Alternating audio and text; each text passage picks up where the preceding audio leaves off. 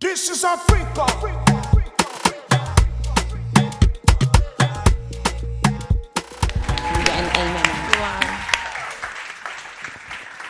Hello. Thank you. Hello. It's crazy to be here. I think it's insane. Absolutely, but Yes. it's such an honor and a privilege to have you here Thank in you. South Africa, sunny Cape Town. It's been very kind to us, I must say. Unbelievable. Right, guys? Absolutely. Yes. I think let's jump straight into our Okay, conversation. let's roll. Now, being a YouTuber is a non-conventional career, especially within the African context, right? Now, you come from a Nigerian family. How did you navigate when you decided that you're going to go to YouTube full-time?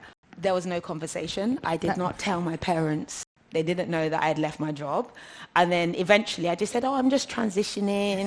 I'm doing another kind of career for a little bit. Yeah. But what was interesting to me is that they were like, well, as long as whatever you're going to do it well. Yeah. And I don't mind.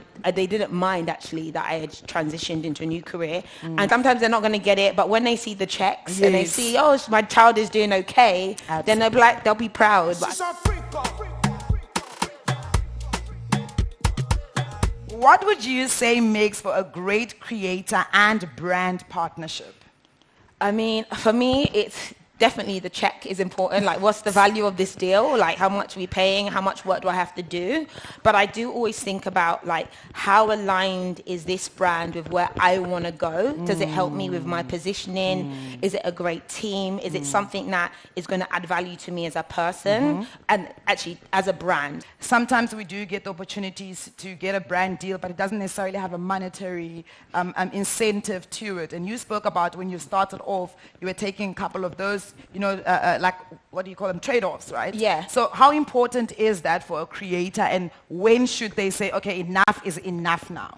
I mean, so there's value in someone giving me something new that Yeah. I can make content from, because I can monetize the content. So imagine you have to buy all the new clothes and you have to buy all the new makeup and you have to buy all the new tech gear. There's a balance of actually, if you give me this item, actually I can make something valuable with it and you don't have to pay me. And even like, so I didn't work with Fenty when they first came out, but I remember there was like an event and I was like, you know what, I'm going to go there. And I spent £500 on all the products because they weren't giving anybody anything for free. Yeah. And, some people might think, give me free PR, I deserve free PR, whatever. But then I went home and I made the video that went viral and 10 million people saw it. So even though I invested in the product and I, worked with them, my video was the first ever video about Fenty Beauty that came out. So I recognize that you lot don't even need to pay me. Yeah, I'm involved because I can see the value and the alignment. This is Africa.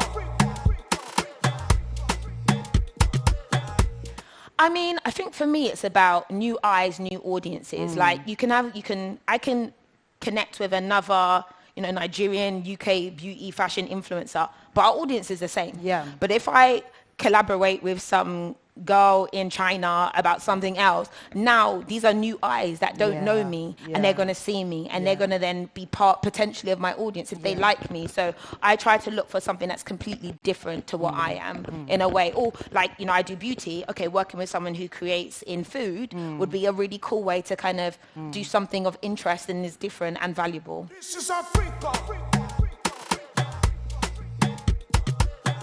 I think as a creator, sometimes we get very bored. Like, so I don't have any more ideas. Like, I've done it all. I've done every video. What next? So actually, it was a community who were telling me what to do next. They were giving me fuel to create next, and they wanted to watch it. So at the time, I just kept doing it, and every video would just blow up and blow up. Yeah, and I think that's the thing about YouTube. It gives you that immediate feedback loop so that you can create, like user-generated content. You're collaborating with your audiences. This is Africa.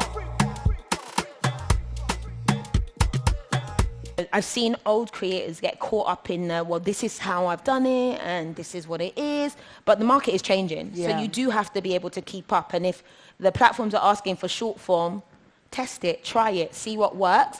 And as creatives, actually, part of our job is to take risk in trying something new. Even when I had that viral moment, that was me just trying something new because I was bored of what I was doing. And I was just like, let me just do this as a new idea. So fundamentally thinking about just testing yourself. So you do your original kind of content, but try something new, plant the seed, see if there's traction. If there's traction, follow on. If there's no traction, try a couple more times, and you can decide then if it's a win or a lose and worth your investment.